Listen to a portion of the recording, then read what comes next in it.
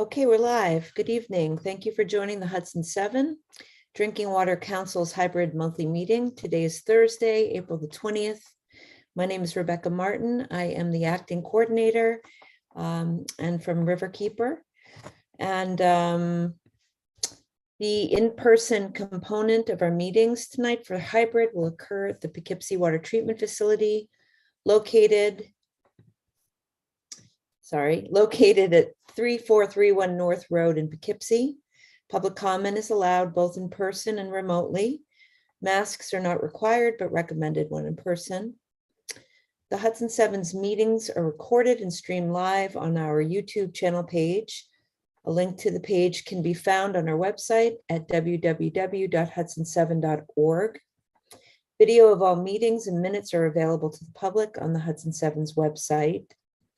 If a member of the public would like to participate during the public comment section of our hybrid meeting, please review our procedures for public or written comment or joining us on Zoom on our website. Hudson 7 council members who are on Zoom, please control your own mute button. Good practice would be to mute yourself if you are not speaking to avoid background noise and feedback. When you wish to speak, raise your hand or use your hand button, and we'll make sure that Gary sees you so we can get you in the queue to speak. And before you speak, if you could state your name and municipality for the listeners, that would be appreciated. So in attendance tonight, voting members, we have Chairman Gary Bassett from the Village of Rhinebeck. Gary, you want to raise your hand so people can see you? Okay, great. Devin Rigolino from Dutchess County. I'm just going to open my screen here so I can see everyone. Good. Shannon Harris from the town of Esopus. Lynn Ruggiero from the town of Hyde Park. Randy Altstadt from the city of Poughkeepsie. I'm sorry, who is sitting next to you, Devin? Oops, I'm gonna ask you to unmute. I can't see. Go ahead. My name is John Rath. I'm a citizen of Poughkeepsie. Oh, hi, John. Great. Good evening. Good evening. Elizabeth Spinzia, town of Rhinebeck.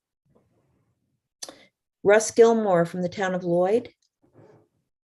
So those are our voting members, and we have a quorum in the Poughkeepsie Water Treatment Facility. Non-voting members, Dan Shapley from Riverkeeper. Emily Svensson, and technical advisor, apologies for the Hudson 7. Emily Svensson, technical advisor, land use. On the phone, we have Mike Donner from the town of Esopus. And present is Grant Jang and Mike Forging from the Department of Health. And have I missed anyone? Dottie. We also have Dottie Ginobili here. Thank you, Dottie. I can't see you. I apologize. It's okay. All right, we have a quorum. We have a quorum. I'll turn it over to you, Gary. Thank you, Rebecca, and welcome everyone. So first one thing on the agenda is the minutes approval for our last meeting, which was March 16th, 2023. They've all been sent to you. If everybody's had a chance to read, I'd like to make a motion to approve the minutes of 3/16/23. Thank you, Lynn, for a second. Any discussion? All in favor, since our video, say aye and or raise your hand. Aye. Aye. Motion passed. Okay. Rebecca, can you cover the communications, please? Yes, so we have a few. So Sven Husby had written to the Hudson 7 asking whether or not the Hudson 7 had a 501c3. We responded that we didn't yet, but we would someday soon. Next item, and here comes Paul Milrose. He's on his way in. We've had a flurry of press, and so the Hudson 7's, and why don't I share this for everybody watching, actually.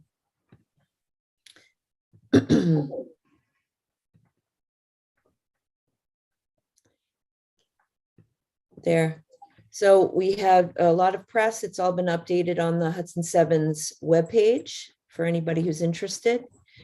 There have been barge and escort boats sighted in Rhinebeck and Kingston. Gary was able to confirm that TDI's consultant CMI has been in the area, locating other utility infrastructure in advance of construction of the transmission cable. The EPA Regional Administrator, Lisa Garcia, responded to the Hudson 7 as part of the coalition letter, if you recall, that the Hudson 7 signed on to, requesting additional outreach in the lower Hudson for the upcoming PCB 5-year review. That's in your source materials. And then the Village and Town of Rhinebeck resolutions passed opposing radioactive wastewater discharges into the Hudson River by Holtec at Indian Point. And that's all for this month. Any discussion on the comments? Hearing none, we'll move on. Public comment. John, do you want to? Ready? Since you're here. I would like to thank this group for their opposition of the release down at Indian Point. I've spoken to Mark Nelson, and he tells me that you're on top of it. And that makes me feel pretty good. So I appreciate that. Other than that, I'm in a learning mode. Very good. Thank you. Well, welcome. All right. We're going to move on to a presentation. Grant, your 30-minute clock starts now. Oh, no. Okay. That was unexpected. Rebecca, would you mind doing the presentation? No, I would be happy to, but I'm having trouble opening it, Grant. Are you able to open it? Well, yes, because I did make the presentation. So I am, of course, able to open it. I don't know why I'm having trouble. I'm sorry. No worries. You should be able to share your screen now, Grant. Gary, Can you? Well, that's going on. Grant, hold 1 second. Let me just interrupt here. Just so everybody knows, we've been working with Grant and the subcommittee team on the Drinking Water Source Protection Program, right? Which is to define the watershed area, the possible contaminants coming into our river, kind of map them out and come up with a report card or card that will give us an ability to start making plans for the future of what we think we should expect and how we should react to it from our water treatment plants to be able to work. It's been a great experience, I can say. We're not done yet, but it's been a lot of information, a lot of detailed stuff, netted down into what impacts us here at the Mid-Hudson region and our water source treatment plant. So with that, I'm going to turn it over to Grant. All right. Thank you, Gary. I do plan to touch on that a little bit. Let me try to figure out this situation. I hope this isn't counting against my time clock. You're okay. And Grant, I'm sorry. No, it's no worries. All right. Can everybody see this presentation? Yes. There you go. Great. All right. So good evening, folks. I think I've spoken with most of y'all over the course of this experience. But I'm here with Mike Foraging tonight. We are from the New York State Department of Health, and we are a part of the Drinking Water Source Protection Program, or the DWSP2 program. It is a multi-state agency-led effort to work with communities to work to protect their own drinking water sources from the ground up, as opposed to the previous efforts that were a more top-down approach with limited success. So, we just got to do a little bit of the background information. So what is source water, right? In the case of the Hudson 7, it's the Hudson River. And it's a pretty big river. And so, it comes down to why protect source water, right? Well, the big thing is that in the case of the Hudson 7, you folks are in a fairly unique situation where you have a water source, but you don't have access to a backup water source. if that makes sense. Right. A lot of other municipalities have access to a primary water source and then extra backups in case something goes wrong. The Hudson 7 does not have this luxury, but which is not to say that it's a bad thing, but it is something to be aware of. And then we also go into the importance of actionable measures that can be taken by the municipalities themselves, and that's what we're hoping to work with you folks for. So I don't know, Gary, did you talk to the other municipal members about the background of the application process? I believe Shannon was the one that spearheaded the application effort.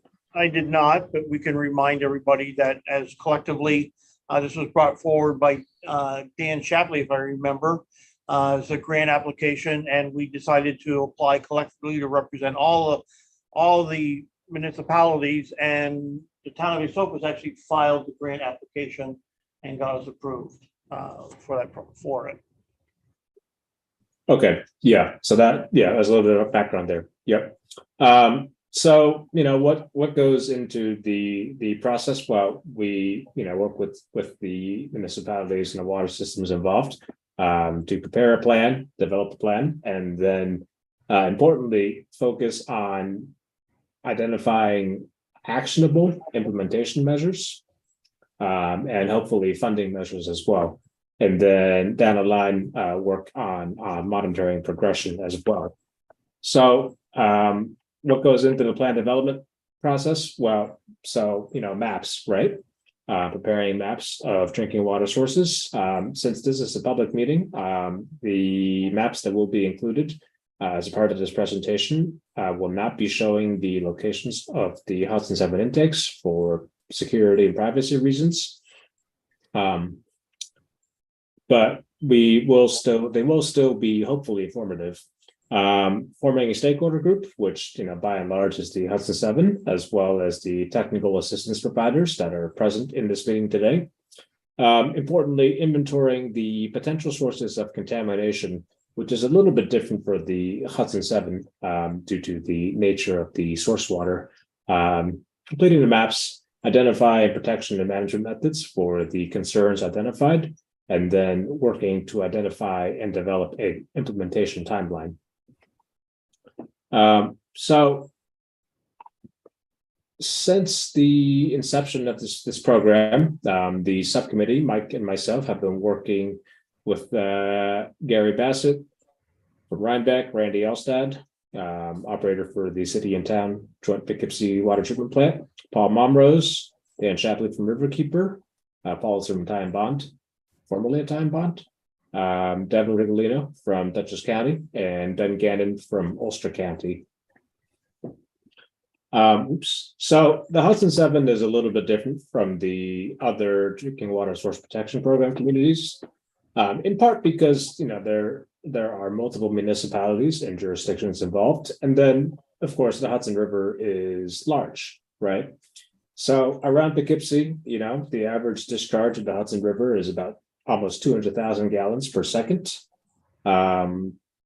It's a lot of gallons per year. I was going to include a number, but it got too large that I couldn't read it properly. And, as a part of that, the river carries sediment, and something close to 1 million tons of sediment moves through the Hudson River every year. And so because of the sheer size and the fact that, a large portion of the watershed is quite a bit outside the immediate jurisdiction of the Hudson 7, the potential threats and actionable measures are different for the Hudson 7 versus other communities a part of this program. So we've adopted a two-pronged approach to protecting the Hudson River as a drinking water source. So the first prong is focusing on very large and or very close sources of potential contamination, specifically focusing on areas that the Hudson 7 and its partners, in this case Riverkeeper, as well as the counties of Ulster and Dutchess, have jurisdiction and or influence over. And as a part of that, we're ensuring that the policymakers, the municipal representatives, as well as the water system operators are aware of the potential concerns, as well as, making sure that there's notification protocols in place or mitigation measures in place, and that perhaps for future issues that arise or future proposed development, that there is a thought given to the fact that, right, the Hudson 7 rely on the Hudson River as their sole source of drinking water. So as an extra layer of protection. The second prong is because, again, the Hudson River is very large, right? And that largeness, the size and scale of the Hudson River is a blessing and a curse. So, other municipalities that rely on a small reservoir, for instance, if they have a boat go in there and spill some, boat fuel, well, that's a concern if it's a small enough reservoir. But for a source the size of the Hudson River, that's a drop in the bucket. It's not ideal.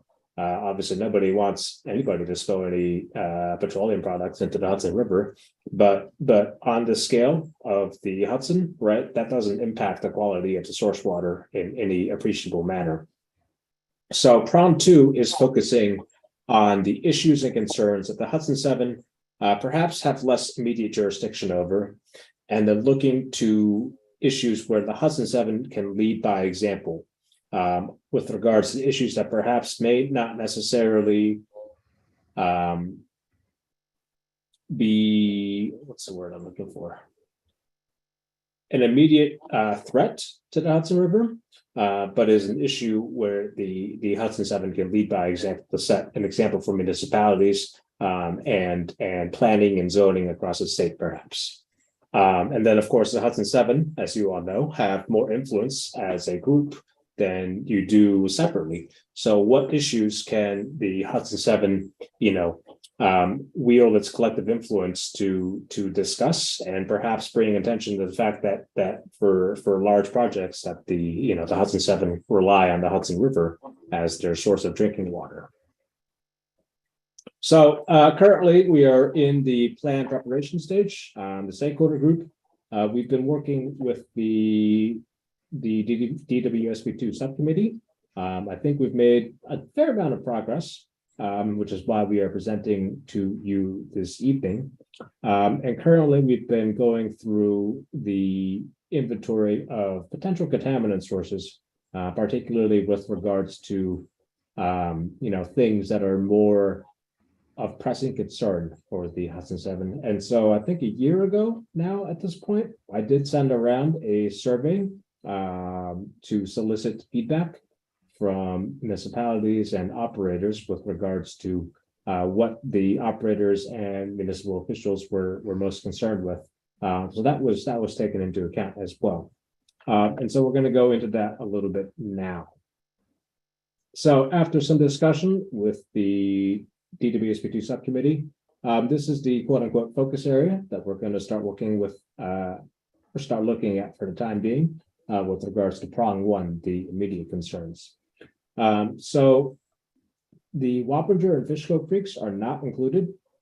First of all, because they are fairly downstream of the Hudson 7 intakes and municipal areas, and so there's less administrative control that the Hudson 7 have over those watersheds. And second of all, both the town of Wappinger and the town of Fishkill are working on or are completing their own respective DWSB2 plans as we speak, actually. And similarly, the town of Red Hook, we are also working with on a drinking water source protection program plan. So that is the current area that we're looking to start with. So, this effort is going off of a guiding document, a working draft that was submitted to the state in 2019. We are currently in the process of revising it, but sorry about that. Grant, can you readjust your microphone? Yeah. Is it hard to hear me? It's a little hard to hear you for the past minute or so. Okay, how's that? I think that's a little clearer, yeah. Okay, great. So, do you need to repeat anything? Do you need him to review anything? No, you can pick it up. No. Okay, so within the framework, there were a number of potential contaminant sources identified. And so again, these potential contaminant sources were by and large tailored for the quote unquote typical water system across New York State, which, you know, is generally smaller. The Hudson 7 is again, a special or a different situation. So going through the list, right, we have bulk storage facilities, and that comprises chemical bulk storage, you know, major oil storage facilities, as well as petroleum bulk storage facilities. We have solid waste management, which includes active landfills, inactive landfills, hazardous waste management facilities, land application sites. So that's like composting, as well as vehicle dismantling facilities. Contamination sites or incidents are included as well, and that includes remediation sites such as state superfund facilities or sites, brownfield cleanup, environmental restoration program sites, as well as federally designated superfund sites. Spill incidents are also considered, but that we'll touch on that in a little bit. Mineral extraction sites include oil and gas wells, orphaned oil and gas wells, mines, and abandoned mines. Within the discharges to water section, we have the State Pollutant Discharge Elimination System, State Pollutant Discharge Elimination System permitted facilities, or SPEDIes, as well as the combined sewer overflows and sanitary sewer overflows. Transportation facilities, including airports, transportation corridors, road maintenance facilities, salt and de-icing storage, agriculture, residential sources, including on-site septic, lawn and garden chemicals, waterfront property management, oil and gas pipelines, as well as a other category for things that are not necessarily within the other categories. And that was a lot, so I'll pause here to give folks a second to read through this list. Any questions at this stage?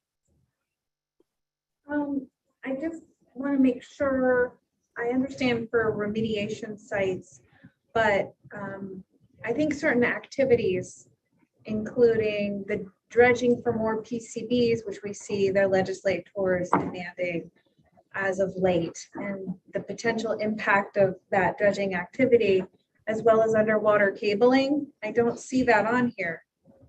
Right, because these potential contaminants are taken from our framework, and the specific projects like the Chippy project that you're referring to is not necessarily common across the state, but it is being considered. You know, it is right. DOH is involved. I think you're referring to the Chippy project in particular, right, Shannon? Yes. Yeah, so DOH is involved One in moment, I'm sorry, Grant. Shannon, can you introduce yourself? Because we don't know who's speaking, just for the audience. Sure. Shannon Harris, Town of Esopus. And go ahead, Grant. Sure. So New York State Department of Health is involved in the review of the emergency management and emergency management and construction plan with regards to the Chippy dredging process. So we are involved in that, but that is something within the second prong of this effort, right? Because it's not necessarily, it's a little bit tricky of an issue, since it's not necessarily directly within the administrative jurisdiction of the Hudson 7, which is not to say that it's not important, but right, due to the political nature of it, of the project, right, it is a project that is being administered by the state or various state agencies, and I am also a representative of the state. So I'm a little bit limited with regards to that, Shannon. Does that make sense? Which is not to say that we don't care about it and that we are not addressing it, but Great. I wonder, taking the specific instances of potential future dredging that's being talked about, or chippy, is taking those aside, could something as general as riverbed disturbance be listed under the other category? Because certainly there could be other future activities where the bed is disturbed and sediments are raised, and that could be a threat. It seems like it's a whole to not have it somewhere listed under a potential source of contamination. Sure, that absolutely can and should be listed. Again, these were taken from our framework, which was a statewide effort and is not necessarily. This is the first pass, if that makes sense, right? Which is to say, and part of the reason of the presentation today is soliciting input from you folks. So, Grant, can I try one other way of describing it, just to help clarify maybe? sure, Dan. So, we went through this as a committee several times, and what we came to was that, again, within a certain geographic area, each of the municipalities in the room can take actions. And so one part of the plan will just focus on those. How can we be leaders? How can we make sure our stormwater practices, our stream buffer practices, et cetera, are, setting the bar? And then there will be a number of things that will like point to state agencies or federal agencies and partnerships that are needed to achieve things. So like the Coast Guard needs to be involved with spill response, spill prevention. And we've had conversations with them already as the Hudson 7. And then there will be, and we haven't gotten there yet, but there will be a way to name issues like Chippy or the Esopus Creek discharges, things like that are on of concern, but can't be addressed directly by the Hudson 7 communities, but they will be named in the plan. That's our intent, so that they're sort of on the record as issues that are of interest that need to be, that are part of source water protection, but they're just not what the communities can actualize on their own. Does that help to clarify the difference that in a new way? It's saying the same thing Grant said, but trying to use some different words just to make sure that it's clear. Like, we're not leaving things off the table, but just putting them in different buckets.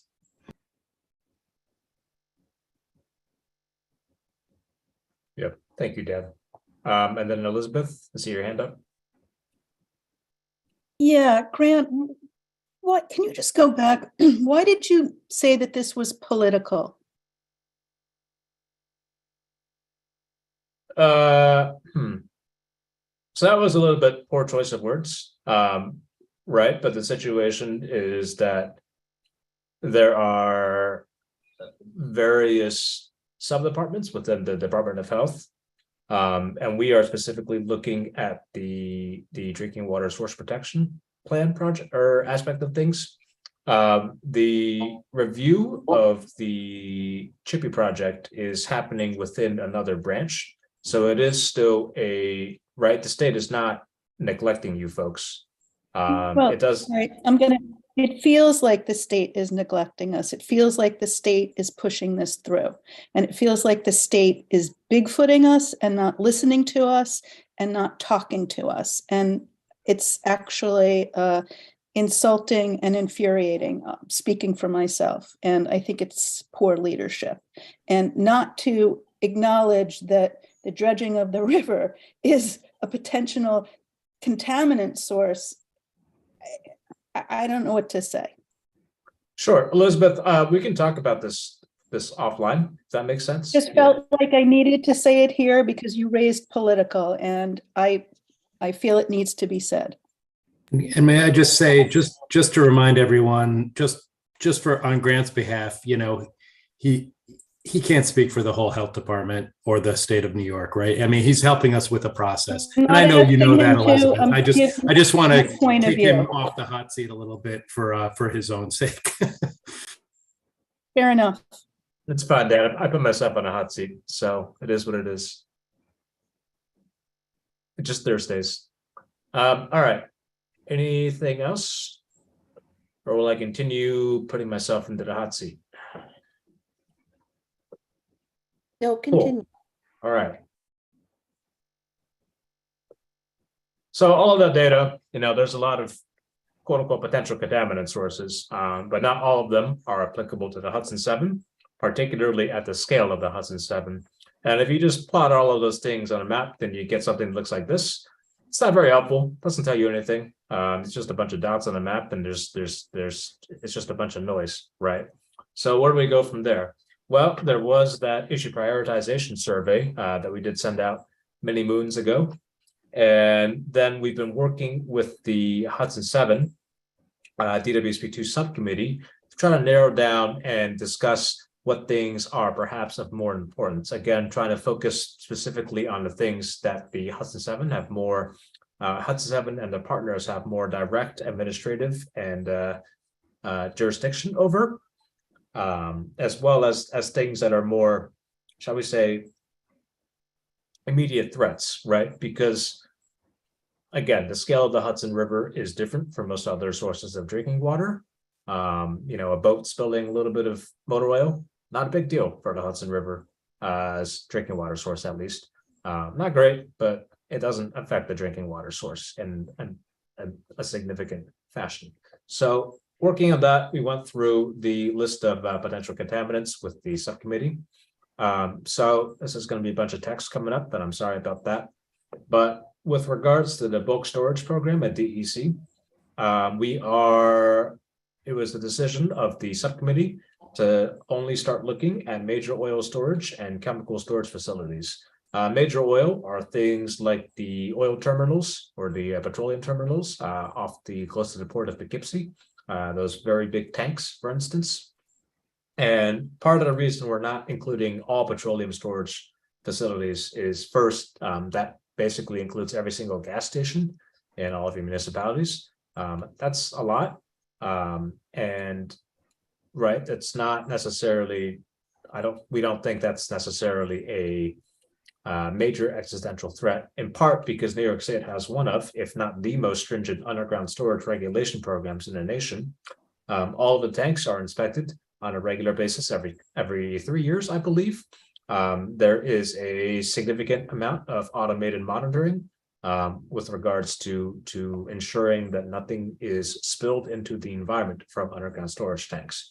So focusing instead on the major oil storage facilities as well as the chemical storage facilities, which does include the city of the Joint Poughkeepsie Water Treatment Plant, for instance, that is technically a chemical storage facility. With regards to solid waste management, we are filtering out the transfer stations as well as the composting facilities.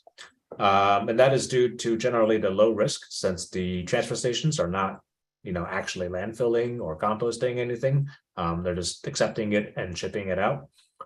We are planning to look further to see if the remaining solid waste management facilities have other variables or attributes that could perhaps be used to further cut down this list. With regards to mineral and resource extraction sites, oil and gas wells, there were a couple that were drilled in this part of New York, and they were all drilled about 50 years ago. They're all exploratory wells. Nothing was found, and they've all been capped and abandoned. So I think there's like 4 or 5 total registered. Rebecca, yes? I wanted you to finish your sentence, but I had a question going back to solid waste. So do you want to finish the slide and then I can ask my question? Sure. Yeah, so oil and gas wells are being removed. I think taking a look at the data, there's like a whopping 5 quote unquote oil and gas wells, and all of them date back to the 1960s and 70s and have long been capped and removed. With regards to mines, there are a number of active mines in the Hudson 7 Prong 1 focus area. There are also a number of mines that have been marked as fully remediated. And this was a subject of discussion, Gary. I do have information to share with you with regards to the remediation process.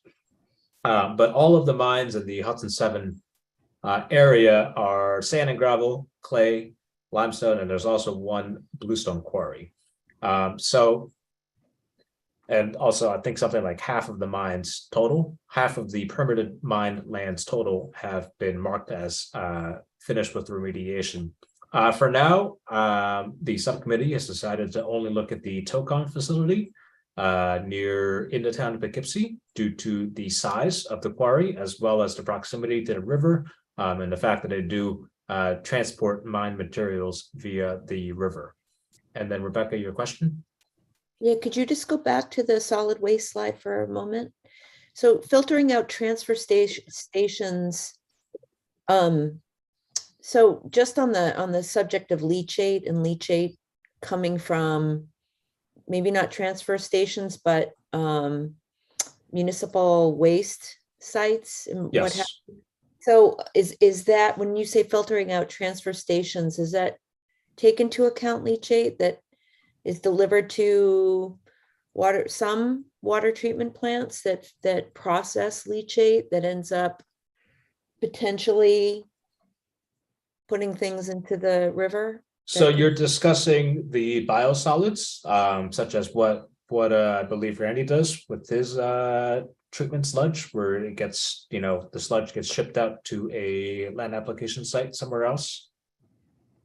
No, I think actually what Rebecca's asking about is landfill leachate Yes, that okay. is often sent to municipal sewage plants and passed through the sewage treatment process. But because it's not sewage, not everything that's in the landfill leachate actually gets removed, including PFAS is the big concern these days.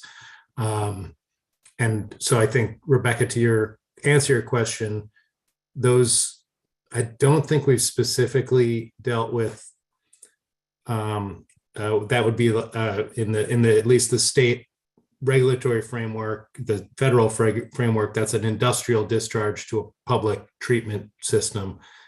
I think Grant will get to the fact that our sewage treatment plants, which is what we're talking about, are will be recognized in the plan, but we haven't specifically talked about that potential pass-through of contaminants from industrial sources like landfills. Yeah. So we haven't. So inactive landfills. So DEC is in the process of surveying former and current landfills across the state, particularly with regards to PFAS and the leachate coming out of it.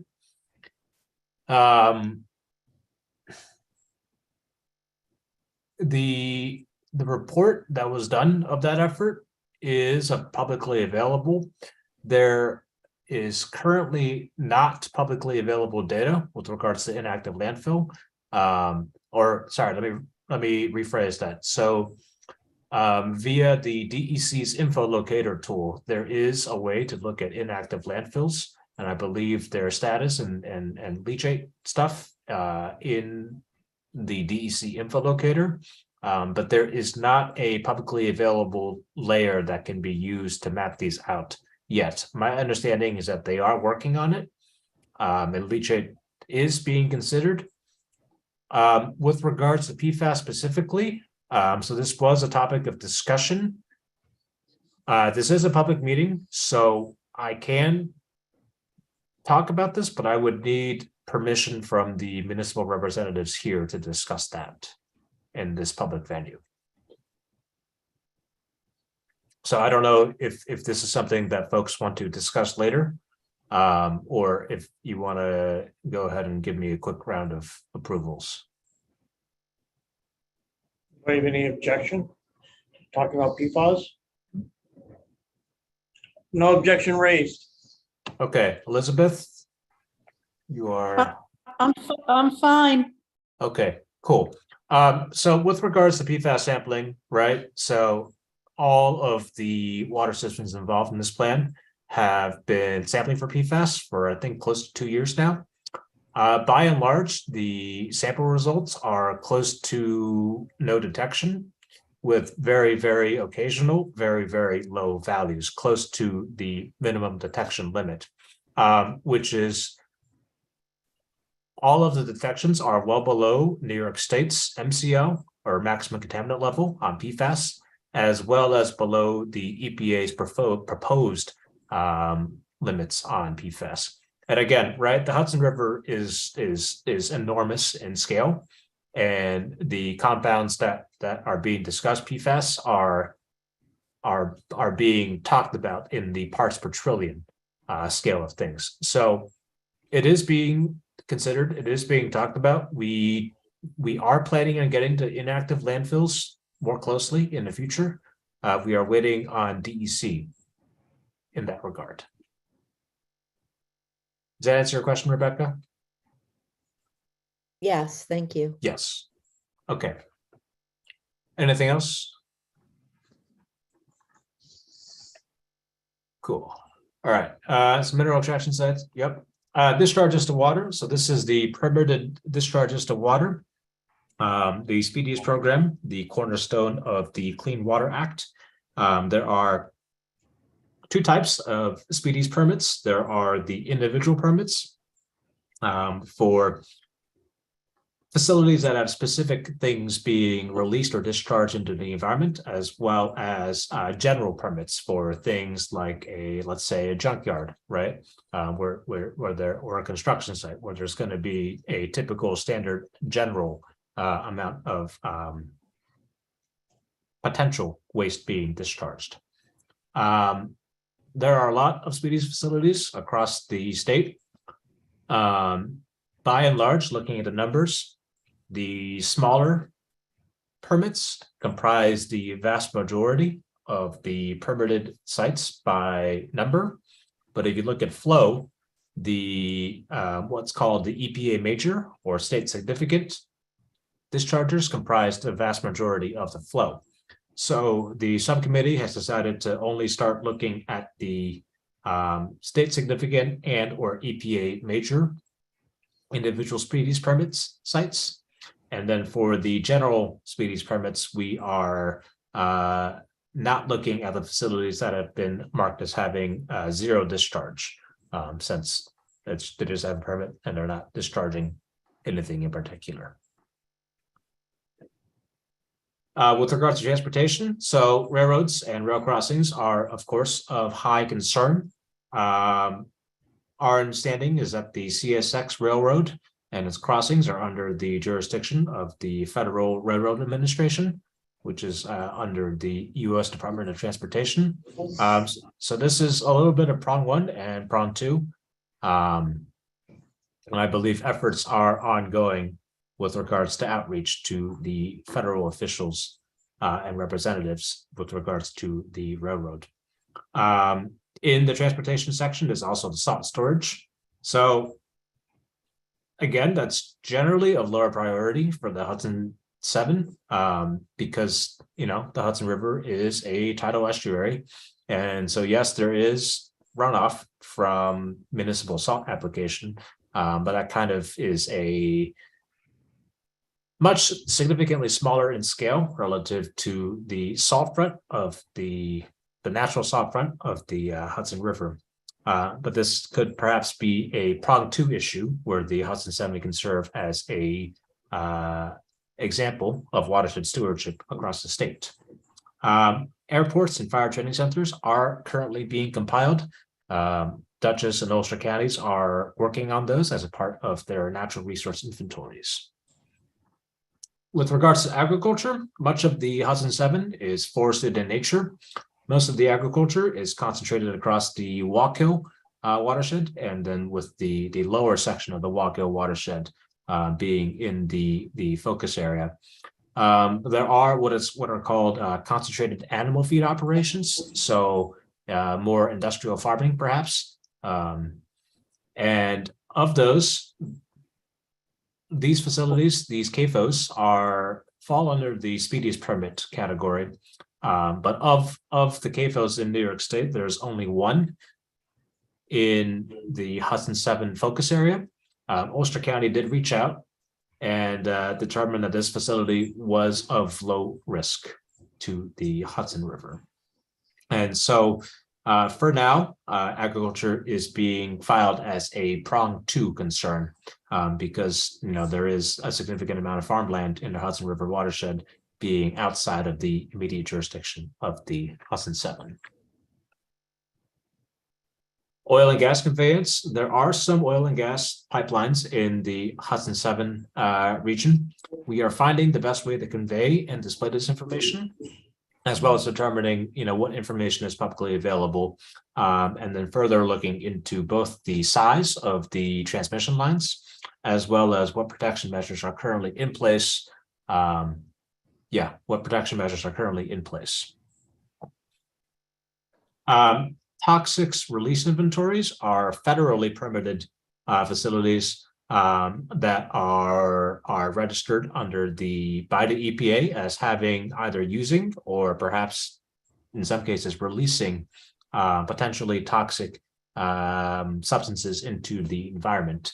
Of these facilities, there are 4 in the Hudson 7 region. 3 of them are in Ulster County in the Esopus Creek watershed, and 1 of them is in Dutchess County. It's the IBM facility in Poughkeepsie, and the IBM facility is also the largest. And on that note, we were trying to figure out what the current status of the IBM facility in Poughkeepsie is. If anybody has any information on that, that would be appreciated to chime in. Feel free to contact me or just speak up after this. DEC remediation sites as well as Superfunds. So we are for now tentatively removing the remediation sites that have been marked as either fully being complete with remediation or have been assessed by DEC to have no threat. And that is a tentative removal for now, because we are checking with DEC to verify if the sites marked as completed and or no threat have been assessed for emerging contaminants, including PFAS. So we are working on that, but it's government time. Stormwater and waterfront property stuff. So this is less of an immediate or existential concern, but this is perhaps an issue where the Hudson 7 can lead by example. With regards to construction, there is apparently a database for active construction sites with regards to sediment from construction and industrial releases, and that is something that we will be monitoring as time goes on, and also double checking which of the Hudson 7 communities are MS4 communities. That is, I forget what MS4 stands for now, but the systems that have stormwater plans in place. Hey, Grant, we're at 5:48, so I'm just. Yeah, okay, I'm almost done. I'll be quick. Lastly, residential and other concerns. Again, due to the size of the Hudson River, generally a lower tier concern, but again, an opportunity for the Hudson 7 to serve as a standard across the state. And so, if you take out all of the stuff that's been filtered out, then you get a lot more manageable maps. And then these maps will probably send to you with permission. We'll send these to the municipal representatives after this meeting to look at on your own time, because apparently I'm out of time. So next steps, getting feedback from you folks. I don't know if there's time for that. If not, I will provide you my contact information, and then feel free to bombard me with emails. Thank you, Grant. So I think if everybody realizes, we spent a great deal of time outlining the peripheral of the watershed area and the impacts of that watershed area onto the Hudson River. So that was the focus as we move on. So, review this information, and I would appreciate if you could reach out to the subcommittee. You can contact anybody on the subcommittee for clarification and or grant, and we're continuing to do that work. Okay? Any questions? Can I just All make right, we're one gonna quick point? I mean, one of the reasons that the committee wanted to see this presentation happen now is that we're through a substantial portion, as Grant just described. But ultimately, each community will adopt the plan. So we want you to be familiar with it. We don't want it to land on your desk as a complete product, and then you say, wait, what? And now my board has to approve this. So we really, want to encourage you to think about it now and engage with it enough that you're comfortable with it, and make sure that the process is smooth from here. So if there isn't enough information that's been delivered here and you need more, just take the opportunity now to get that clarity and for us to help as, any of us on the committee try and help do that. Thanks. Yeah, I've put our contact information in the chat, and Gary is well familiar with our contact information. So if anybody doesn't have access to chat, Gary or Dan, you know how to reach them. They know how to reach me, and I'll send this presentation along as well.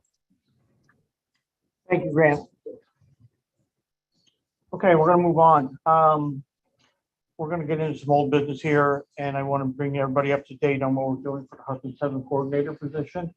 As you remember, Shannon and Russ had met with Hudson and Whalen.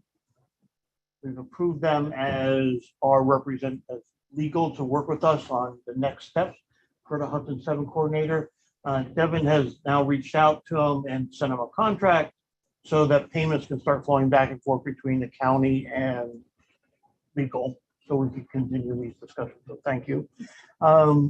Just in a summary where we're at right now, we've had a review of where the options.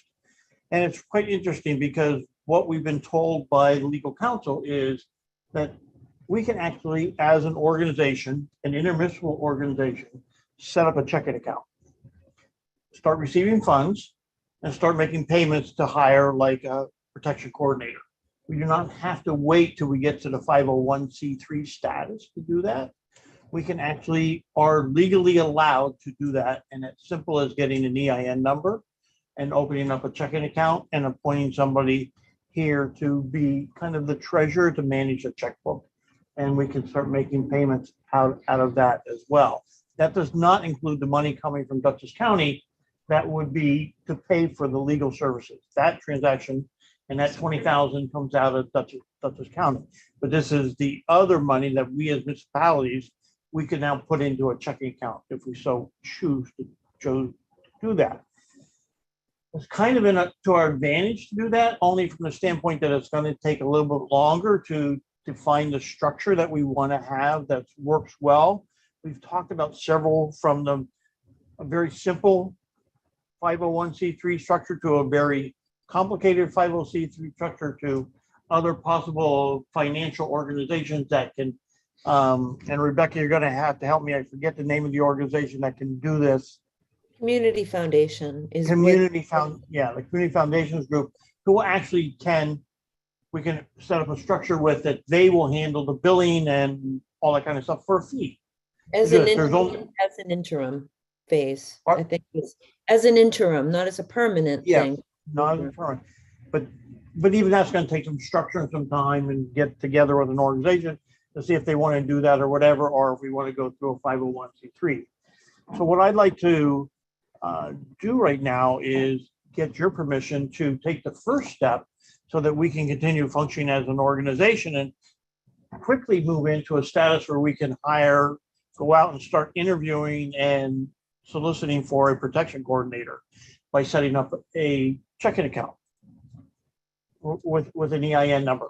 Given that legal has said this is something that we can do, and it falls within everything, and then we can also then continually to work with the county's money to find the structure to move forward with, whether it is the community foundations or whether it's going right into a 501c3 of some structure. So it's going to take some time, and it may take longer than what we need to do. And I'd like to move forward on getting a protection coordinator. Questions about that? Will the Hudson 7 invoice the communities that are going to participate in the funding? Well, we've already done that in a way because we've already gotten everybody's approval from the Hudson 7 to make that payment. So to me, it's a matter of letting them know how to make the payments and where to make the payments to. And from a standpoint that it's not for the full year, it's for the half year moving forward, right? So I don't see it as an invoice, but as a way of documenting and receiving. I know municipalities like to have invoices. I know. So you can track your expenditure. So and it would seem like it'd be a simple thing to do. I don't think it'd be hard. I don't think that'd be hard to do. Right. Let's see if I can get it sent out there. That's true. Versus saying, remember you said you'd give me money? That doesn't always work. So I'd like to make a motion to set up a checking account.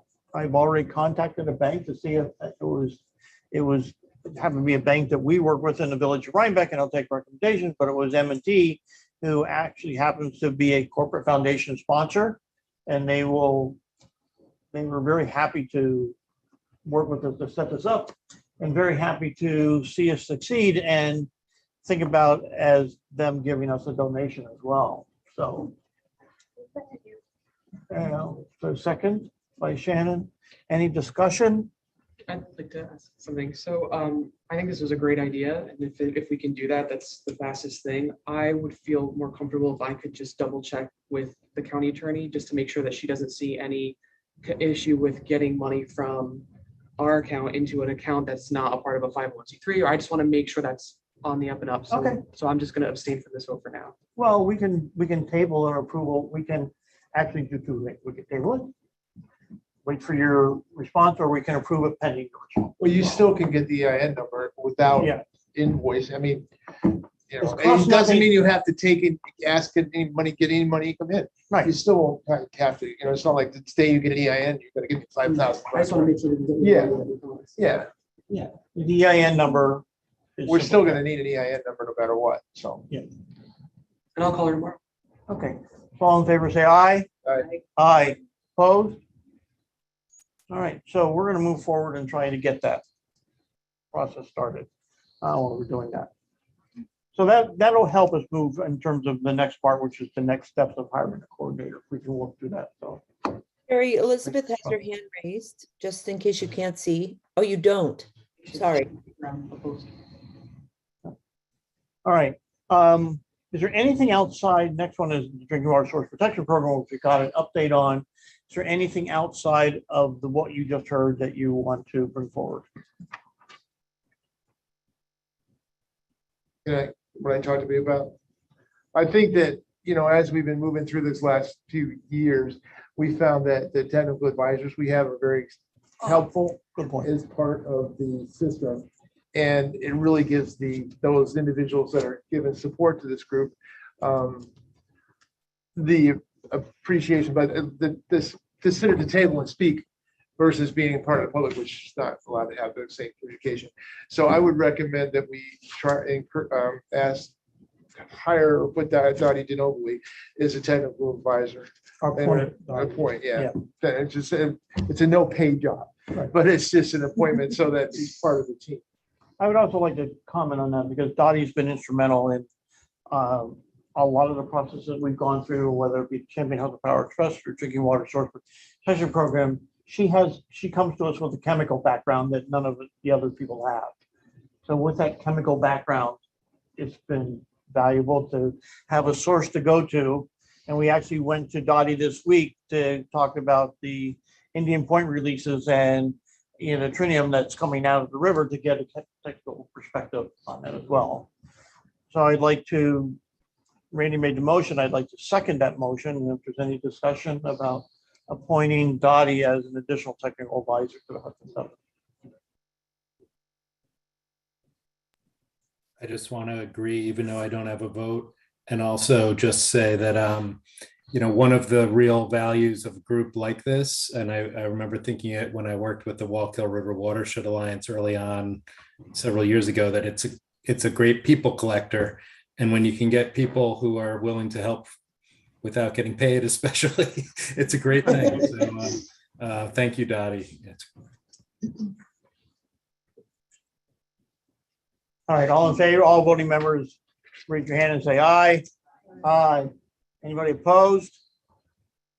There we go, so carried. Dottie, welcome. Looking forward to continuing the working relationship that we've had and the significant amount of money that you'll receive as a result. All right, Hudson River Drinking Water Source, the proposed transmission line. Shannon, you were at the NYSERDA meeting, and if you want to give a brief update on what you heard, which I think is important for the group. Thank you. I was also joined by Devin and Dottie, who were both there. So I welcome you to join in. I'll just review the highlights. NYSERDA brought together people from the industry, the developing cable developing industry, as well as people from the Army Corps, people from the Coast Guard, people from Department of State, DEC, et cetera, and to have a conversation about primarily underwater cabling was the hot topic, but also solar and offshore wind, and it really being a priority sector for New York State in order to meet its energy goals. So they brought someone from the Carey Institute to talk about the impacts of underwater cabling, and he talked and did not shy away from the fact that there will be negative impacts, but it really is a matter for them of identifying how big are the impacts, how can they be avoided, and what kind of trade-offs in terms of bringing in low cost, mostly fossil fuel energy into the state. When I asked about where NYSERDA's industry consultants focus areas for underwater cabling impacts were, it was mostly on an environmental level, is my impression. Lots of studies on habitat and fish, EMF emissions from underwater cabling and its impact. I did not hear at all any consideration given to research or study on drinking water impacts. And throughout the conference on breaks and afterwards, I was approached by a number of people, including officials, who admitted that it was a big oversight that was glaring in the conference. Other key points was on the issue in our breakout session. The issue came up around barges and oil barges. We had someone from the Coast Guard there, Commander Singletary, and he explained the backstory as to why anchoring in the Hudson will now resume, and why, following a study with Congress that was never quite legal to begin with, the ban on barges anchoring. So you can expect to see barges anchoring in the future. However, as part of his leadership, he assured us that they are putting forward a proposal to carve out 2 areas of the Hudson River that will still be sensitive areas and somewhat embargoed. And that would be our area around the Hudson 7 intakes, as well as an area in the Hudson, the Narrows, which is too narrow to take. I'd like to make a comment here because we've had interactions with him as a result of your conversation. Thank you. And we've invited him to our next meeting. Great. So he will be presenting and give us an update on exactly that subject at our next meeting. That'll be June, the June meeting. Oh, June meeting? I thought it was May meeting. Can't make it in May, so he's coming in Okay. June. Yeah, there's another meeting that he's going to have discussions about that proposal with other stakeholders, and then he'll be Oh, very coming good. to But present what. but it's important enough that they recognize us as a force and they're gonna come. Right. I think one of the biggest takeaways for me is one of the officials indicated that it would behoove us as a Hudson 7 to strongly consider the fact that impacts on underwater cabling and drinking water has not been thoroughly studied. Any impacts of underwater cabling has been looked at in the context of the Long Island, New Jersey port area, and that really we should be engaged in a discussion about this and be strong in our opposition until it is proven to be a safe practice, and that we would be wise to stand together and united on this issue. And this was very strongly suggested to me by someone very high ranking that if it was them, they would absolutely stand against this practice until it is proven safe. And I think, thank you, because I think we've gotten a lot of attention about the work. If it wasn't for the Hudson 7, this thing would have gone down the river without anybody even knowing it. So bringing attention to it is good, but we got to continue to stay the focus. And my concern is, where is the Department of Health in participating in this discussion? We've had a difficult time getting them engaged because they say we're drinking water, and you go to the DEC and they say, well, we don't care about the drinking water. So nobody cares about the river. And we need to focus on getting somebody at the state to do this.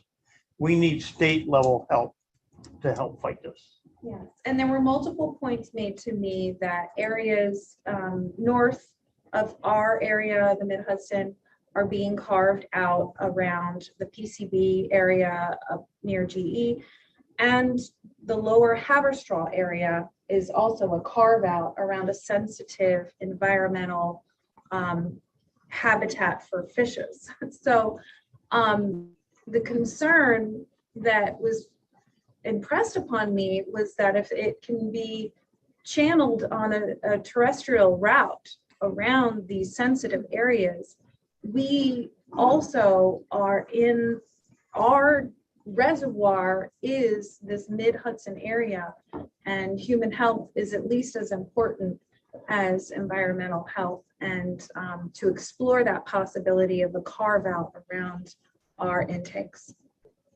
Do you all have any other comments from the NYSERDA conference? I'll add, I remember sitting there thinking that this felt like a meeting that was supposed to happen years ago. It felt like it was a little too late almost. I also had the perspective that the people who spoke really wanted to talk a lot about offshore wind, but they held it at the CIA, where of course we don't really care so much about that. We care about what's going on in the river. So all of the comments, almost all of the comments and questions and concerns were focused on the Chippy project. A lot of them were impassioned and really well thought out, and I hope that some of it was heard. I think you raised a point about the level of depth that it's being buried in regards to the anchoring, and that's a serious concern that I'm hoping was heard as well, because I took away like really a lot from that. Yeah, one of the consultants was explaining that the deeper the cables are buried, the safer they are. And a point was made during the Q&A that a lot of the barges, if now commercial traffic is being picked up in the Hudson River, we're going to have more barges and more barges anchoring. Well, they don't anchor in the main channel, which is the deepest part. They anchor off to the side of the channel, and that's the part where chippy cable is being laid, and chippy cable is only being laid at a depth of 7 feet, but these anchors are massive, and that might not be deep enough. And there are other areas where the cable will not be able to be buried due to bedrock and will need mattress pads, which is also a question about security when the barges anchor. And there's the same issue like it's near the Rhinebeck intake where there's utility infrastructure. That is a no anchor spot, but it's all laid on top of the surface as well. And if something would happen. So there's a lot of issues with the river. And one of the main reasons that we should expect a noticeable increase in traffic on the river is because the Port of Albany is being built out as a huge hub for the creation and the construction of these giant turbines that are going to be located off of Long Island. They're going to see these things going down the river more frequently over the coming years. So that's the more potential for anchor drops in case of an emergency. That's more potential for vehicle-on-vehicle accidents. So it's just something that everyone needs to be aware of. Being on the Hudson River Safety Committee, the captains are saying their anchor can easily go 10 foot deep. You know, so when they drop an anchor, it can go much lower, and they're very concerned about that depth of 7 foot. And then when we were out of the boat, I think they said they don't put it deeper than 7 foot. This is as deep as they've ever gone.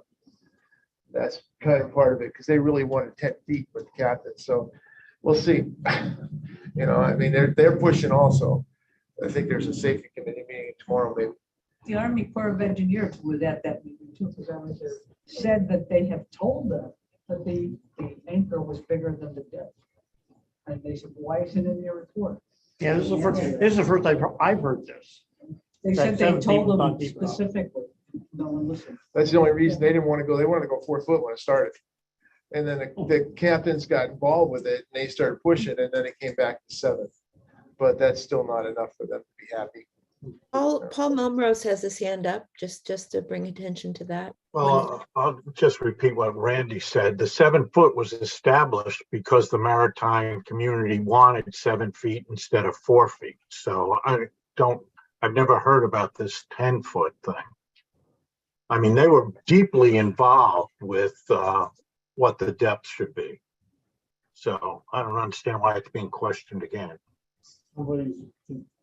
I think it was a negotiated with not a happy negotiation as far as the captains are concerned. They would like it deeper, but I mean, it was negotiated back in 2014. You know. All right, we got to keep moving. Anything else? Because I'd like to move on. Just the town of Sopas update. That's which the is next thing on the agenda. Okay.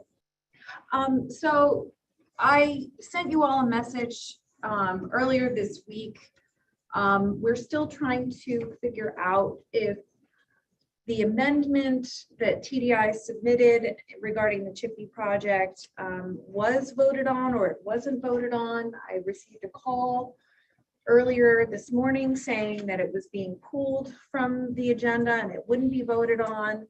But we had people watching the meeting and it appeared that the amendment that TDI put forward to which was tucked in the Catskill amendment, which was a very acceptable, non-controversial amendment. And, you know, the entire brief focused on that project. And there was 1.5 pages tucked in the middle focused on the amendment to disenfranchise co-located owners of infrastructure facilities, utilities, excuse me. So we're still trying to understand if this amendment was voted on or it wasn't voted on. I was told that it wouldn't be, but we don't know. All of this has prompted Town of Esopus to take a deep look at what our risks are in this project.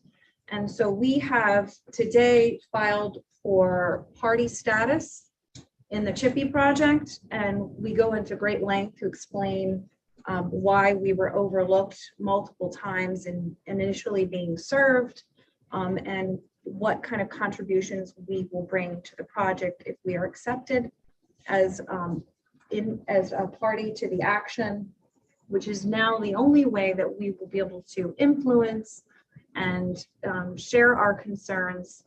Also, later today, I was just informed by our attorney that TDI has finally responded to our request for reimbursement for the engineering peer review that we have done, and they are denying any reimbursement. They are also denying that we are within the proximity that Chippy would affect us, and that they are treating us like any member of the public, even though we are a drinking water utility supplying 4,500 people, that we will get no advance notice of EMCP. We are just like everyone else. And they also showed us a little map that shows that they appear to have shifted the Chippy path route over by maybe 50 yards to be just outside the distance that they say is legally required to consider us part of the utility infrastructure that they need to consult with. So we've been denied reimbursement, and now we're being told that we matter as much as Joe Schmo. So be on the lookout, other utility owners, Hudson 7 colleagues, if you also receive that kind of mapping and letter from the Chippy developer, TDI. In all of our discussions, even the modeling that we did, you know, there was a distance between all of our intakes that was obtained. And even although we haven't seen the final map. Still don't know what it So is. the final map, we've been told what our distances are, but we haven't been ever seen the final map. So I'm anxious to see where that final map and final route is. And I know Paul played a major role in this in making sure, because when we did the pilot, that minimum distance was 160 feet. And that's why we set the pilot up to be that 160 feet, because that was the closest they were going to be to any of our water intakes. Our So I hope attorney that's told us- continued. Our What? attorney told us you gave her a call asking that kind of question. So she called me because I'm trying to set up a meeting, this council meeting where TDI is going to come, and I'm going to try to include Elizabeth in the conversation, where it's Elizabeth, myself, my water plant operator, et cetera. And we can express and talk about the EMCP and our emergency plan process. Right. So that was the discussion. When we had that discussion, she told me about your request that the Silvers put in and gave me an overview of her view, which you just reiterated, that says this co-located structure and all that kind of stuff. But that's all I know. So that's the sense of the concept. And when I talked to Victoria, I told her about that conversation as well.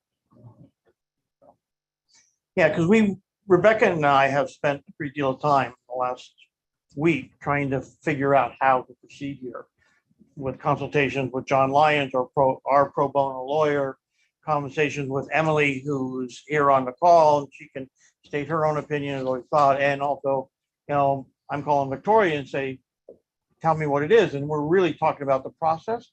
Victoria really went to me and said, we really got to be concerned about the process, which is in the second part of that of the Casco release, because they are changing the process.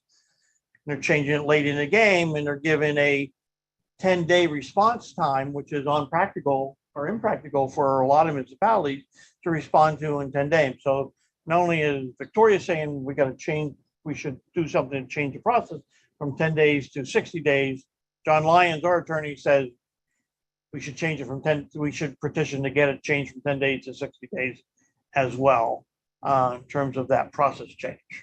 Senator Hinchey called me this morning and encouraged all of the municipalities to send in letters to the Public Service Commission objecting to the proposed amendment from TDI. Thank you very much, Devin, for orchestrating the objection from Dutchess County. But she would like all of you to please send individual objections to this amendment, shortening the public input turnaround time.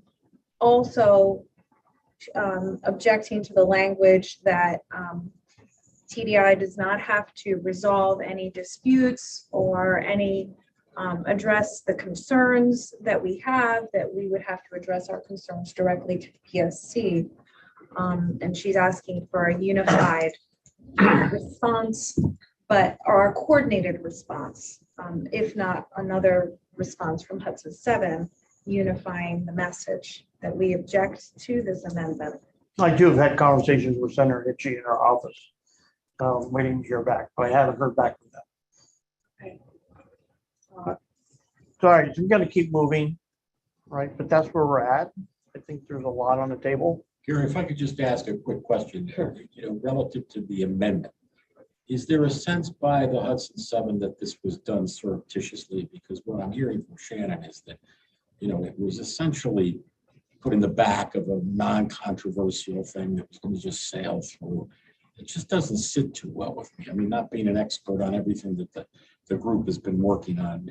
Anything nefarious about that in your view? Only from what I heard from Shannon as well. Our lawyer, John Lyons, doesn't think it's that. Yeah. Emily, do you want to weigh in on anything in terms of reviewing as well? No, thanks. Okay. It's not just Shannon, it's the town of Esopus attorney, Victoria Polidoro, who flagged this to our attention. And it's not just Shannon, it's multiple people looking at this who are legal experts who have indicated that, yes, there is an issue with how this was presented, why it's coming about now, the timing, And even the cover letter makes no mention of this very important amendment that will impact all of us. Not only that, but the letter I received this afternoon from our attorney, where TDI developer has now established a pattern of skirting around us and getting consultation with us by now moving their trajectory of their path a few yards and now claiming that they don't have to consult with a public utility responsible for providing pure drinking water to 4,500 individuals. That is not in good faith. We all work in government. 10 days is not realistic. Right. That alone, That's that number the- alone is clearly not achievable. And I believe Michelle Hinchy in my conversation with her, and that's why I focused on. And I think she could carry a lot of weight. And I think she did by making phone calls or whatever to get that changed. So I'm not sure where it lands. I don't think it's the responsibility to put on our legislators necessarily. They're here to assist us, but it's us as leaders who have to take a stand and start to really process what is going on here and realize what the risks are and what the risks we're taking on and passing on to our constituents. When we don't question and we don't stand up to say something doesn't sit right with us about this project, about the approach, and about recent conduct and activity from the chippy developers. Their behavior is of concern. Chair, Emily had a hand up. I'm sorry, Emily? Yeah, I just wanted to share that what I said to Rebecca when she and I spoke about this is that it seems like, Shannon put out the information for all the municipalities to send a letter if they want to. Dutchess County put one in on the record, Esopus put one in on the record. So the issue has gotten on the record. And I think if other municipalities want to follow suit, they have the information to do so. So I'm not sure we need to do anything else right now.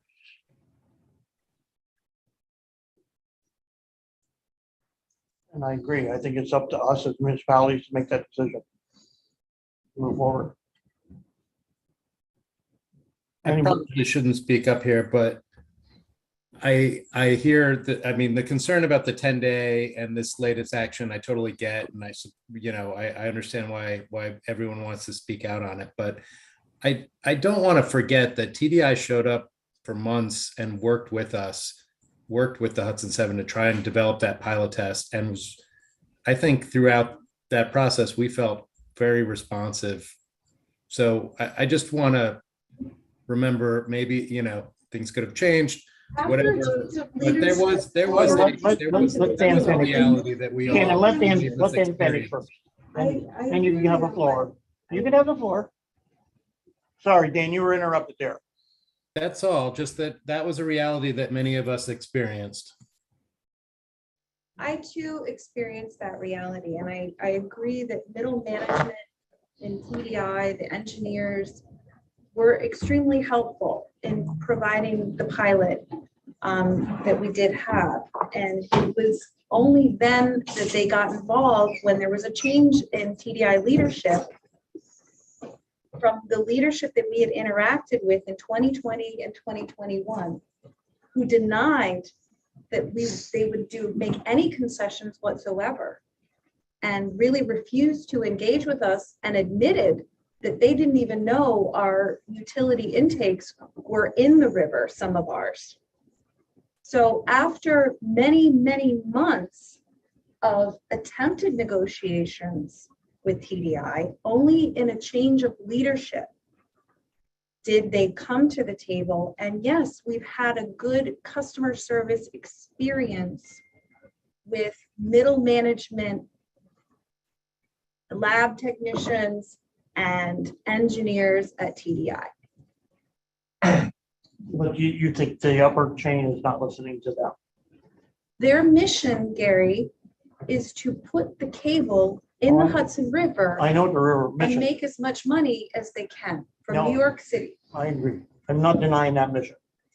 But you don't, I'm just commenting on the fact that the exchange that we've had in the year and a half after that management change that we forced to have and got, and the collaboration that we had throughout the whole thing, you know, in all the studies and all of the data that There was our one experts study, participated in. My concern is that you're saying upper management is not paying attention to middle management.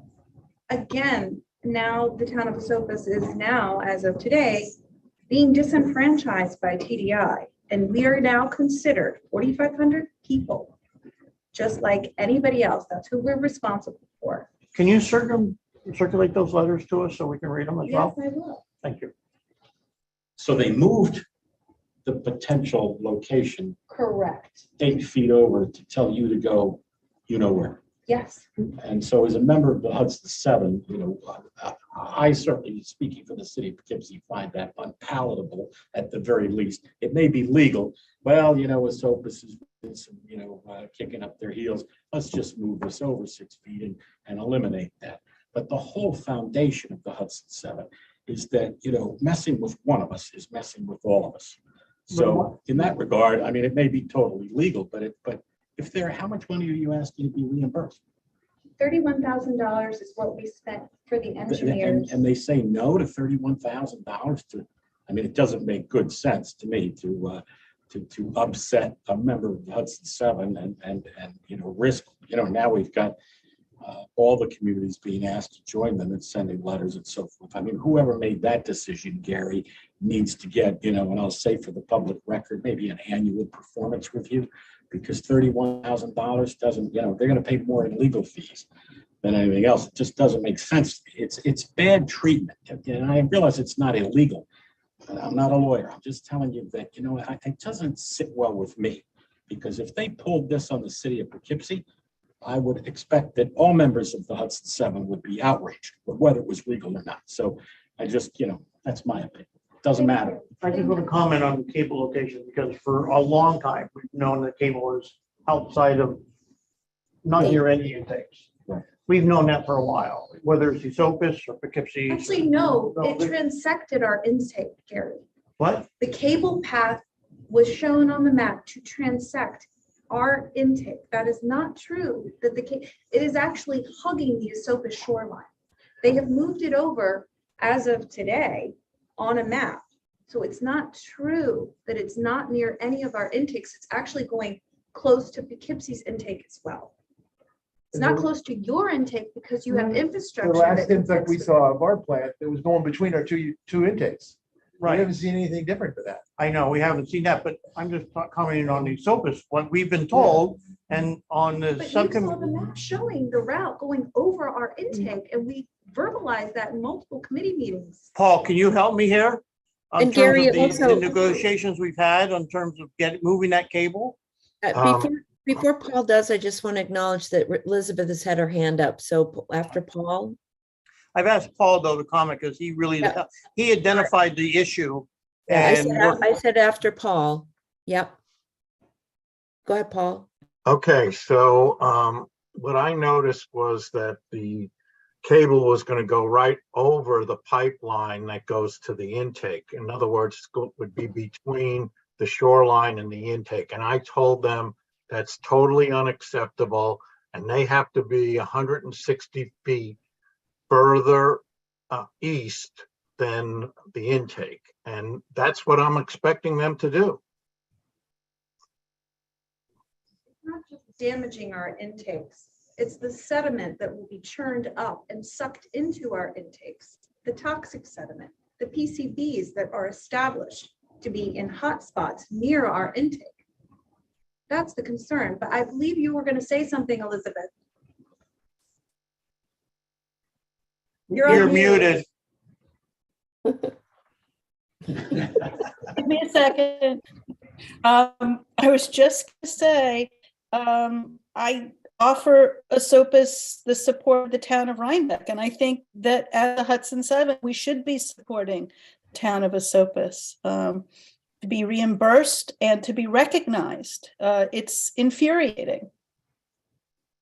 So this is new news today, so I'd ask you to circulate so that we can make that decision and we can put it on the agenda. Sure. Absolutely. And can we also find out, Chair, whether that amendment was approved by the PSC? There seems to be some confusion as to whether it was pulled or not. I don't know. Right. There was even confusion whether they were going to vote on it and talk about it today. And there was even confusion as to whether comments had to be in by today. That item was voted on and there was only one dissent. It's just the question of what the substance was of the narrative that was voted on. Just to say that, and Paul has his hand up, but just to, what we found out yesterday was that the item was in the agenda. It was item 369, but it was combined into a consent package. And so I think what was because of the town of Esopus's letter and the Dutchess County letter, in order for, my understanding was, talking to an attorney, in order for that amendment to be raised, a commissioner would have to bring forward the letters, for example, in order to pull item 369 out of the consent package. So that was what we knew last night. And so what you're saying, Shannon, is that it's potentially, it was just completely pulled off of the agenda, not voted on at all. We were told that, but we had our attorneys watching the meeting, and in the meeting, it wasn't apparent that item was at all adjusted from what it was when it was first published in detail yesterday. Right. Hey, Paul? I support Esopus that you guys write a letter, but I just want to tell you that from day one, I told them to go to a terrestrial route. And I tried to make every handicap I could possibly do to do that. I put it together a work plan to test all this, and I thought they were never going to do it. They would refuse to do it, and maybe they would finally get out of the river. Well, they actually did everything we asked for, and we wanted to do the test at Esopus, and Esopus declined. So we set up an artificial intake at 3 mgd, which is significantly higher than Esopus's flow rate, and things look pretty good to me. I'm surprised, I'm disappointed, but we put them through the ringer, and now we're asking more. I mean, I can see hiring an engineer to see if I did the right thing or whatever, but they did what we asked. We have a peer review going on right now, Paul, and they are looking at the data that was managed and went through the chain of custody of TDI only, and is still, it's a very novel operation, what's been done. And there are a lot of questions that the engineers will be pointing out about the one pilot test that has been done on the effects of underwater cabling and drinking water. There's a lot more to be looked into and discovered in this regard. So let's reserve judgment. We've had only one pilot test that was purely administered by the developer themselves, not us. Okay. Anyway, we can move on. Hold it just a minute. Shannon, I suggested that the engineer be hired to supervise that test, and no one in the community wanted to do that. So we wound up having the operators go out there, including your operator, to witness the test. But it would have been much better if an engineer had been there, but nobody wanted to do that. So, as Grant said best, it is a political issue.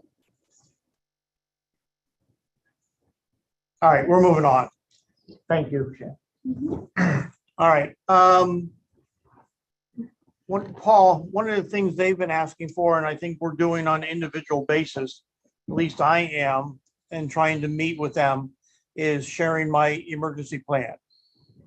Have you had any correspondence with them originally on, because you were collecting emergency plans? Yes, I was collecting them and I sent all of them to Rebecca. But my major concern is that almost everybody is basically saying we're going to get tankers and we're going to fill up our storage tanks. Well, that would mean way too many trucks to meet even the smallest demand like a Esopus. So I have suggested that they put in place water bottles at the manufacturers, have them in place, have tankers ready to go. And I think that's a plan that Esopus's engineer is looking at. And I think we should wait until they come up with a plan because I think they're going to come up with something good. But they took all my information, all the contacts, the procedures, and everything else. So you're confirming that they have them, or the ones that you have, they have? No, but TDI doesn't have any of our emergencies. Oh, your last statement confused me. We've been collecting them. We have them all now except for Hyde Park. Is that, but so there No, we hasn't. just have portions of Hyde Parks. We Okay. have, But whatever we have, what is the directive? Are we meant to send them to TDI, or TDI is scheduling meetings with each of the municipalities to get their emergency management plans and to talk about the EM and CP process with each community? I'm deferring to all of the other water plant operators here in terms of, do they want to share those plans and agree to send them, or do you want to have the one-on-one conversation? We said we already gave them to them. No, she said, no, Rebecca has them. Yeah, oh, yeah, send it to them, that's fine with me. Yeah, I'm fine with sending mine. Right? I mean, we could send them as. We share our emergency plan. Mike Keating. I know, I understand. I mean, you could send them as a packet, but what is the meetings that they're trying to set up with the communities to discuss the EM and CP? Is that what they're trying to do at the moment, is schedule those meetings to What they, discuss the emergency? what they called, I can tell you what they called me, and they called me to say, to schedule the meeting to talk about the emergency plan and to talk about any recommendations to the EM and CP and to talk about that process. what I'm just Not saying. as is a that- community meeting, but as a board meeting.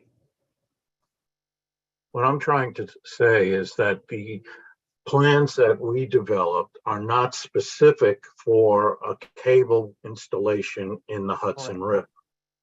And I believe that there could be a better plan than the ones that we have right now.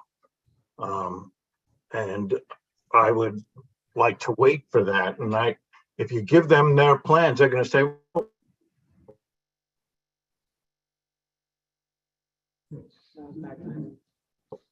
Polly froze. Looks good for us. Paul? Nope.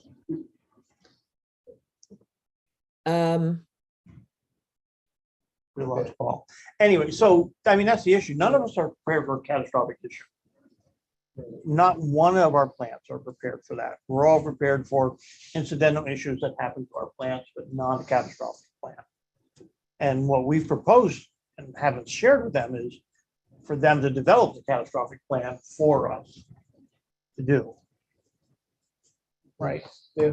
But I think they have asked and requested our plans to be able to build on top of that. You're saying TDI is going to build the plan? We've asked them to. So does this mean that they're no longer going to incorporate the town of Esopus in their plan? No, they're doing it for each utility, Yeah. not for one, but for all of them. I mean, That's why they're But what going does each this one mean now? individually. They are saying that they are no longer co-located utility. I will quote exactly what they said in this letter. I'm not trying to bring it back up again, but that does seem like a concern that, to me, I feel like if they were originally part of co-located infrastructure at one point and they accrued expenses when they had that status, that should be grandfathered in. The town of Esopus will be entitled to review and comment on the EM and CP as would any other stakeholder or member of the public once it's filed with the New York State Department of Public Service. You see, and that's the exact opposite, not to continue boring down the stuff. That's the exact opposite of what we've been told we're working with them on. We've all been under impression that we were going to do this program. We were going to give them ultimatums in terms of the AMSCP as part of our process and to help move that forward. It wasn't like an individual, Randy to do it, or Mark to do it, or Shannon to do it, or me to do it individually. We were going to collectively, and we created a list. I shared that list of what we had and what we've developed so far here with you all at a previous meeting. You know, it doesn't mean it's the ultimate plan, but it was what we had collected and shared, but we have not shared that information. They say further that once they have filed the EM and CP, we will provide the town of Esopus with notice indicating that it has been filed, and as well the location on the DPS and Chippy websites for review. And all I'm saying is that's the opposite of what we've all been working towards. I know, Gary. Yeah. So this is, all right, we got to figure this out. All right. I don't know what the other municipalities are doing. I'm working on setting up a meeting with my water plant, my operators, them. And Once again, I would wait until Esopus finishes their emergency plan, because they are making a plan that is specifically for the underwater cable installation.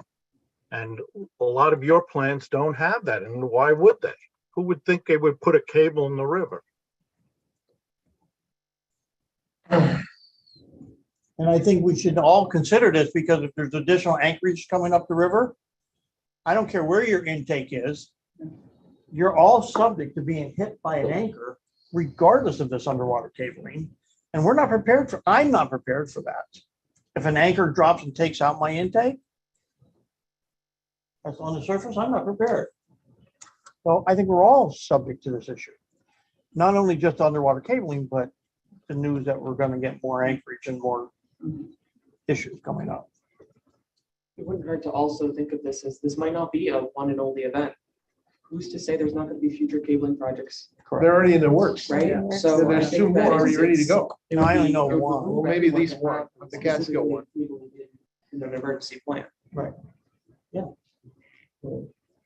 Okay. All right.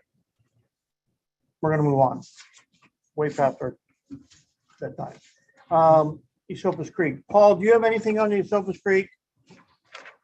Well, I think the modified IRP, we submitted a letter, which you all know.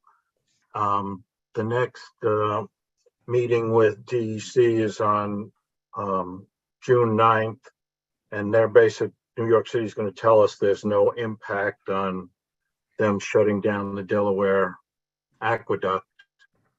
And then the last item is about turbidity. As you remember, I asked everybody to send me turbidity for the year before the Christmas storm and the year after. And Ben Gannon and I looked at that and came up with some ideas. But this information was requested by DEC. And I think it could really help our cause, because the data clearly shows that the upstream sampling points like Albany did not experience the turbidity that the plants experience. So that conclusion means that the turbidity came from the Ashokan Reservoir.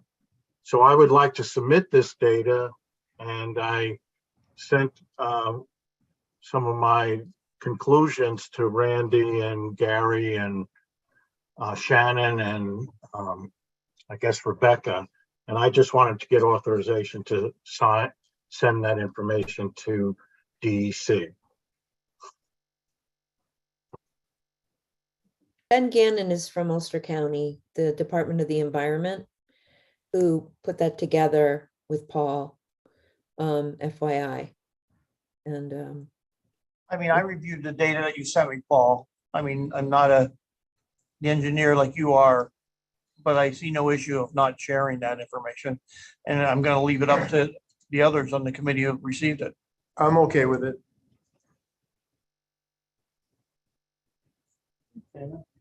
Yes, of course. Anything to further study on this. So Paul, you got approval. Okay. All right. Gary, before we move on to new business, which should be, well, Yep. Yeah, Um, so one second, Emily has a quick update on the salt front that she wanted to share with the group. Sorry, I know we're over time, but this is just quick update. This morning I attended the HREMAC meeting, the Hudson River Estuary Management Advisory Council, which I'm on behalf of the Hudson 7. Dan is on there too. And Heather Gearloff, who's the new coordinator for the estuary program, reported that DEC is working with USGS on a scope of work to study the salt front. She said it'll be a 2 to 3 year project, and the DEC is glad to be able to work with the USGS because they have experience in these issues. And I said that the Hudson 7 appreciates the project, and Heather said that they would reach out to us when they have the scope of work together. So Dan, is that about right? Yeah, That's right. That's just an update that it's happening, and they'll be in touch with us. Just remember that the Hudson 7 recommended them to do that. Yeah. Oh, she recognized that. Yeah. Good Yeah, work, I'd also Paul. like to point Good out that work, Paul. Paul Melrose is the one that led the charge on that, Yeah. and really do appreciate it. For sure. I think there's a lot more information, a lot more that's going to happen on that issue. And so thank you, Paul, for bringing it to the attention of everybody. And there's your bar, Dottie. Jump over it. All right. So new business, potential Holtec tritium release. Everybody realizes that that's been paused. I think due to the massive outreach that's been received, but doesn't mean they're not going to. I don't, I passed a resolution against it. Town of Rhinebeck has passed. A lot of municipalities have supported this up and down the river. I'm not sure what else we can do. Does the organization of Hudson 7, if municipalities are doing it, do we need to think we need to do it as collectively as well? Absolutely. When people stand together, things change. I mean, we can craft one and send it off. I have no objection to it. Just want to be very clear. It doesn't impact our drinking water, right? That release. The indication is that it will not indicate. I don't like that word at all. It doesn't impact our water. You don't know until they do it. That's true. I mean, records indicate, there's definitely an indication. When you mess in the river, you're messing with a real live out there. It can do different things. So, but I think records indicate or data indicates it's not going to impact us, but we don't want anything going in the river that could possibly contaminate us. Absolutely. That's what we've said. We released a statement. Everybody has that statement at the Hudson 7 release, to get in front of this as quick as possible. So we'll craft a resolution and bring it forward. Okay. To do that, do you want to put it together and send it for a vote via email, or do you want it to be on the agenda for next month? The So release legally votes by email don't count. Okay, so we'll Yeah, put it on the agenda in May. That's good. That's a good idea. To please draft the objection letter. Make a motion. I motion that we authorize Gary and Rebecca to draft our objection letter to the releases of the tritium into the water, and that they should send it forthwith. And I would say it's not a draft, it's a letter. A letter. Yeah. And It's a resolution. Right, I'll say. All right. Any discussion on that? It's a resolution or a letter, just so I'm clear. A resolution. Very good. I just want to reiterate that I There's gotta be a letter. think it's important for the Hudson 7 to differentiate risks, and I don't think this is a risk. I've said it before, and I just, I think you're great to speak out, but I would put it in that context that I don't think me speaking, I don't think it'll affect your drinking water, even if they did it. And I wouldn't want to see 100,000 people afraid of their drinking water if it does happen. So I just be mindful of that in how you phrase it. I think it's going to be consistent with the statement that we've already made, Dan. I'm sure it will be. I just Okay. feel the need to say it every chance I get. Right. Okay, all in favor, say aye. Aye. Aye. Aye. Opposed? All right, Thank you. I'm gonna table the meeting. I'm gonna make a motion to adjourn. Second. Well, before you go, just so you know, next month is your 5-year anniversary. I have to share that. We'll break champagne. Okay. Awesome. All right, all in favor, say aye. Aye. Aye. Thank you all.